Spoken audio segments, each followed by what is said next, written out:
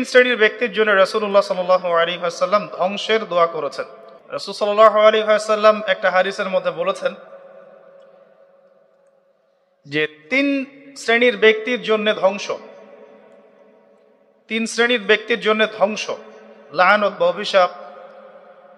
এক শ্রেণী হচ্ছে যারা নিজের বৃদ্ধ পিতামাতাকে পেয়েছে কিন্তু পিতামাতার খেদমত করে জান্নাত লাভ করতে পারে নাই, তাদের জন্য ধ্বংস। আর এদের সংখ্যা দিন দিন বাড়ছে, এই জেনারেশনের সংখ্যা দিন দিন বাড়ছে যারা পিতামাতার খেদমত করতে চায় না। দ্বিতীয়ত হচ্ছে সেই শ্রেণীর মানুষ যারা রমজান মাসকে পেয়েছে, রমজান মাসকে পেয়েও তারা নিজেদের গুনাহ মাফ করাতে পারলো না, তাদের জন্য ধ্বংস। তৃতীয় শ্রেণী হচ্ছে তারা যাদের সামনে রাসূলুল্লাহ সাল্লাল্লাহু আলাইহি ওয়াসাল্লামের নাম উচ্চারিত হয়েছে কিন্তু রাসূলের নাম শুনে তারা দরুদ পাঠ করেন নাই। আল্লাহর কাছে দোয়া করি আল্লাহ পাক আমাদেরকে এই তিন শ্রেণীর অন্তর্ভুক্ত না করুন, আমিন।